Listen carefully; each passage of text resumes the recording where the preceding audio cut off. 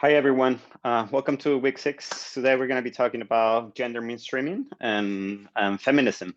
So before I start the lecture, just talk a little bit about the connections between this week and last week. So remember that last week we focused on the global social movements, their historical development, and how throughout this contemporary phase of the global social movements, a transnational narrative was created that went from inside social activism, was what it was called the social activist ghetto, and the activists outside the people, and how the idea of the people, or better, it evolved from that idea, from that kind of sort of activist that is outside the people, to the activists being inside the people, then the idea of the 99% of the people, in capital letters, was created. And this was a narrative that at minimum changed the way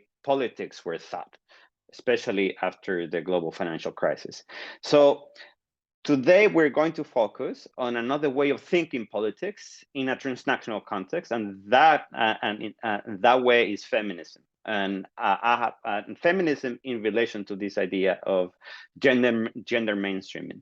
So before we talk about gender mainstreaming or the type of gender politics that we're discussing both articles, we need to frame feminism and what is it that we are talking about when we think of feminism. So feminism is not just, or is not only, a movement.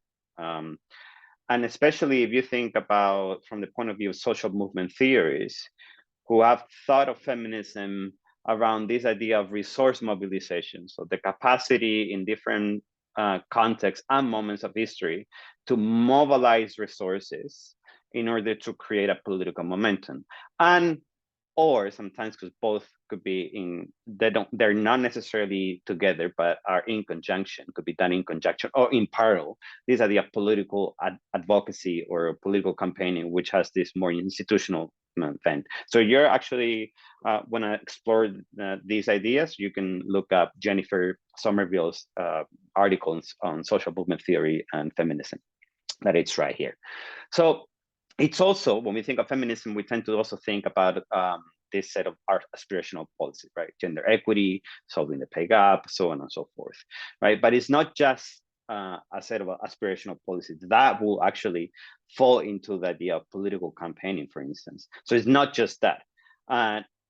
So what is feminism? Especially in this unit, feminism is going to be, or I want you to think of feminism as a political theory, as a conceptual framework, like all the different other conceptual frameworks that we talked about in previous weeks. So this particular conceptual framework deals with historical power imbalances, and also how those power imbalances have created long-lasting or historical structures, right? So then feminism in particular, and this is broadly speaking, right? Because feminism, as we will see, it's very layered in the different, and historically there are different types of feminism, different waves of feminism, and certainly different feminist theories and feminist camps.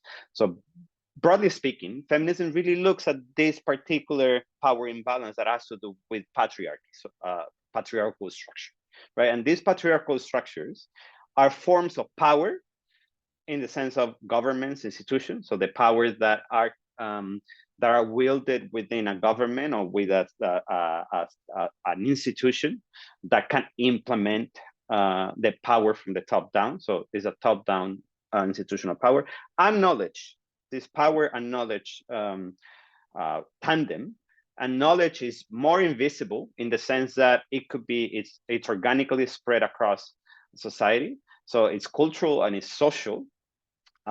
Is a type of power that you see, for instance, universities. So the know-how, for instance, having a university degrees, that knowledge gives you power, meaning access to a different type of job market that you wouldn't have access to if you didn't have that university degree, right? So these forms of power and knowledge, so this is the patriarchy, these forms of power and knowledge that could be both governmental, institutional, cultural, social, are reproduced historically as well as produced. So here it's really important, are reproduced, so this is a typo, sorry, are reproduced historically. So that means it reproduced itself throughout history and is passed on from generation to generation, as well as it could be produced in a precise moment via masculinist networks, and this kind of like clunky word, masculinist word networks. I'll explain that in a second. So it's produced by these networks that are masculinist in a direct way or in an indirect way. So these masculinist networks are networks where being a man, and this is very broadly speaking, you have to get into the nitty gritty of feminist theories to actually unpack what I'm saying, really.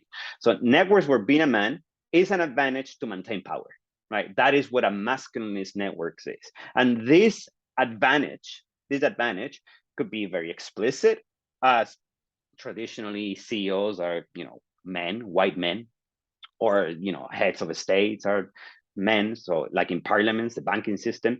But it could also be indirectly, like a university. So what kind of what is the gender distribution in universities? So who's studying what? Why is it that men are studying typically STEM subjects and women tend typically to study humanities? Why is that?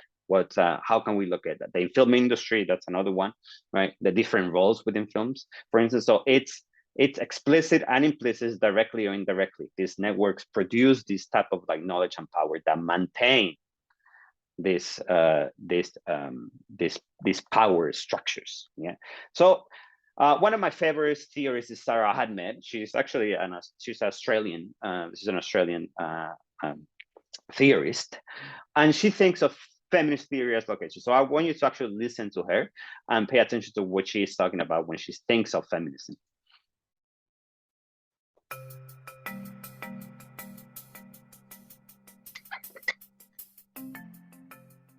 Feminism is about trying to change the world. It's about recognizing gender inequalities, but other inequalities as well. My work is concerned with trying to get better understandings of how power operates, so we can have a better chance at intervening in those power relations, so that people have more room in their lives to live in accordance with their wishes. Often power works through presuming that the interests of one group are the interests of all groups, and that usually works by hiding that these are the interests of one group as opposed to all groups, so that when one person speaks, it appears that they're speaking for everybody when actually they're only speaking for somebody. So when we're trying to challenge universalism, we're actually trying to show that actually what's at stake is the power of who's speaking, who gets to speak, who gets to say what matters for people, for a particular group, who gets to represent that group's interests in politics and in everyday life. So it's a question of putting the who back into politics. Somebody's speaking, not everybody's speaking. Somebody's working, not everybody's working. So you're always thinking about trying to locate the person who is doing the knowledge, who is writing the books, who is giving the speech, and recognise that their location matters, and it often matters by disappearing from viewpoint. So we actually say where you come from, who you are, the history that you have in coming to this world, that shapes what you can do, and we need to explore that. It was a starting point for feminists, was to challenge universalism. And what that means was basically to show how when people assume something to be universally relevant about everybody, they were actually referring to a specific group of people. So when they were talking about human rights, they were referring to men's rights. Or when they were talking about humanity, they were referring to white people. So what we do when we do a critique of universalism is we show it, that actually the universal is quite particular. It universalizes from one particular group as if what stands for them stands for everyone. And that's what we need to explode. Right, so this idea of putting the who, locating the who is doing the represented, who's speaking, who gets to be represented, right? That is what feminist theory does under this umbrella of the conceptual umbrella of the patriarchy, right? Within the patriarchy, which is a form, a very important form of power, of power structuring of how of how institutions gets to be structured in a way that that makes women and women's issues invisible, for instance, right? But again, through that particular issue, you get to understand how power works, and that's the key when thinking about feminist theory, is how that particularity of the patriarchy gets you to understand, gets you to locate power within power structures, right? And here now we come to this idea of gender mainstreaming. So gender mainstreaming, so having that in mind, let's go back into into how then this relates to gender mainstream, or basically how, using a feminist theory, we can critique gender mainstreaming. What are the problems with gender mainstreaming? So gender mainstreaming really falls under this idea of corporate social responsibility. And this corporate social responsibility, it's basically a new device for this new,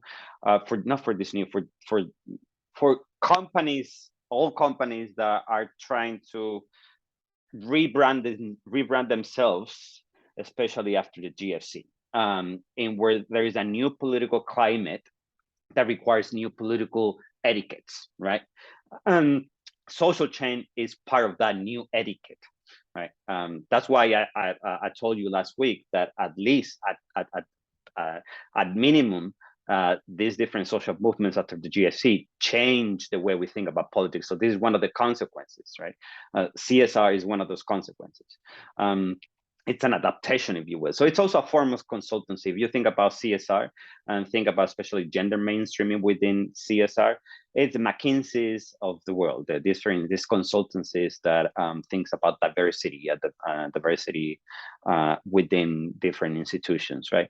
And it thinks in particular gender mainstreaming under CSRs, think about gender diversity and gender equality through this professionalized angle that looks at gender inequality as an integration problem.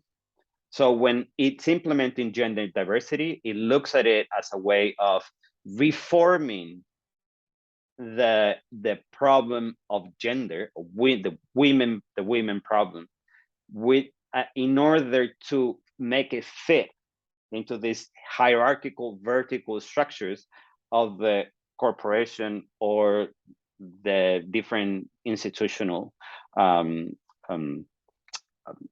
organizations, like the United Nations, for instance, right?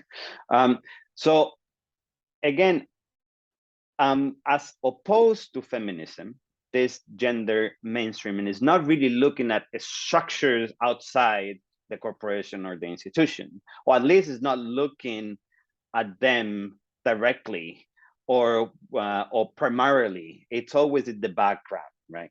So the critique of feminism to this gender mainstreaming is that type of approach, that type of professionalized angle of the gender expert, really, as Ferguson states, has shown how gender concerns have evaporated when translated into the practice of doing gender, right? How the feminist theory evaporates.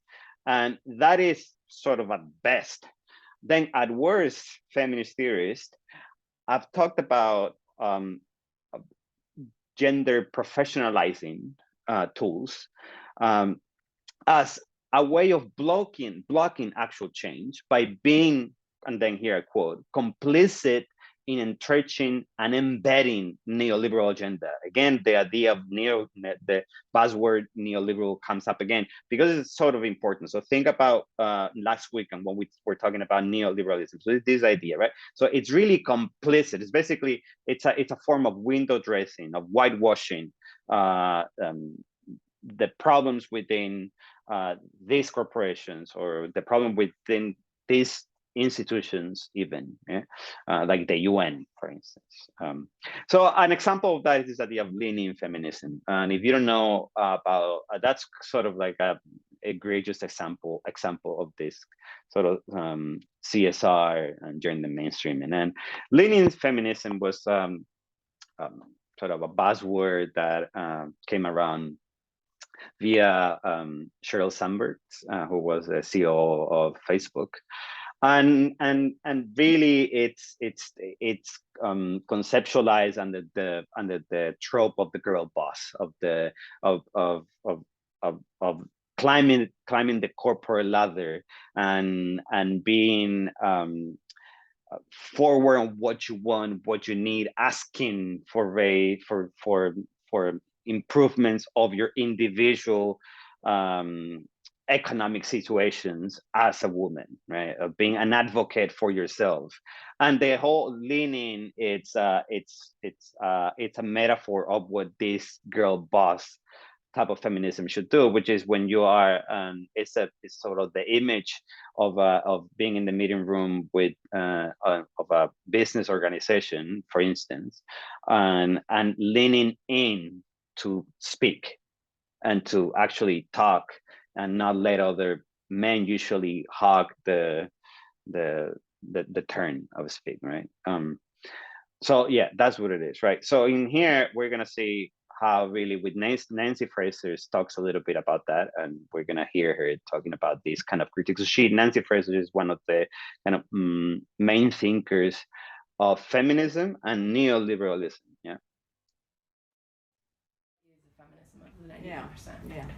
Yeah, I mean, at one level, it's a kind of a reaction to the drift of feminism, especially in the US, but not only, into what I think of as some kind of a dangerous liaison with neoliberalism, and that the mainstream feminism in this country has become really a corporate feminism, a lean-in feminism, crack the glass ceiling feminism. It's given up any broad, robust conception of what gender equality means or what social equality in general means. And instead of equality, it really seems to be focused on what I would call meritocracy. And that is just removing barriers that prevent the talented 10th or whatever to rise to the top in the corporate hierarchy, in the military, and so on. The kind of feminism that I've always supported, and I have to say I'm a child of the 1960s in this respect, is a feminism that is about abolishing corporate hierarchy, not about helping a small smattering of women rise up in it. But feminism has taken this. All right, so see, that's kind of the main critique, really, again, broadly speaking, right? It's the idea that this type of like professionalized corporate feminism or mainstream feminism or gender politics, probably, it's a better word. It's that it really overlooks its structures and focusing on individual opportunities that are based on the idea of meritocracy. The idea of meritocracy is that basically all women are made equal, and then not all women are made equal. And just when you think about intersectionality and feminism, then that's the critique that really race plays a big role. Race and class plays a big role when it comes to women's issues, for instance. So not all women are created equal in the same way that not all men and women are created equal, right? So so then the framework is already wrong, but it's also the idea that it's a convenient win-win framework in which both women win, and the hierarchical structures that are traditionally governed by men also are not challenged, right? And the problem with this is that win-win framework is incompatible with any type of political change, because when we think about political changes, there is always winners and losers. It's about, in fact, political change is about setting up that winning and losing framework. For me to win something, someone else has to lose something. So power it never disappears. Power is always redistributed, right? And that's basically kind of a Foucauldian approach to power. But political science has already thought of power in this way. It's always redistributed. And so in that sense, there is always winning and losing. So it's never a sum zero game. Yeah. So in that sense, feminism is to think of gender politics as disputing the political field, right? It's a movement also that is embedded in history. It has a historical position. So it has to position itself historically, not just individually and institutionally within a certain institution, right? So Bronwyn-Winter takes this approach and takes it into the international, transnational arena, and she looks at the consequences of gender mainstreaming in the securitization domain. And actually, Bronwyn-Winter, she was the former unit coordinator. She's now retired of this unit. So it all started with her. So then that this one of the perverse consequences is this idea that Bronwyn referred to when she quoted Spivak, that white men really, what is happening here, this responsibility to protect. What is really happening, or the kind of the moral framework and political framework of this responsibility to protect, is that the white men saving brown women from brown men, right? Sort of a powerful image to think about the colonial gaze that is underneath this responsibility to protect women, or this which is really a humanitarian intervention paradigm. The West need to intervene for different brown nations to save their brown women, right? Sort of an exaggerated, maybe a little bit hyperbolic image of a very real issue, right? That it needs to be layered. And if you read Bronwyn's article in there, you can explain the multiple layers of this, right? But in here, we're just touching on it, just so you are aware of this transnational or this international, in this case, domain of gender mainstream and how it could have perverse consequences, right? So the problem with this, really, in the end, is that it creates this artificial hierarchy in which women's problems outside our arena, outside the West, are completely otherized and are prioritized.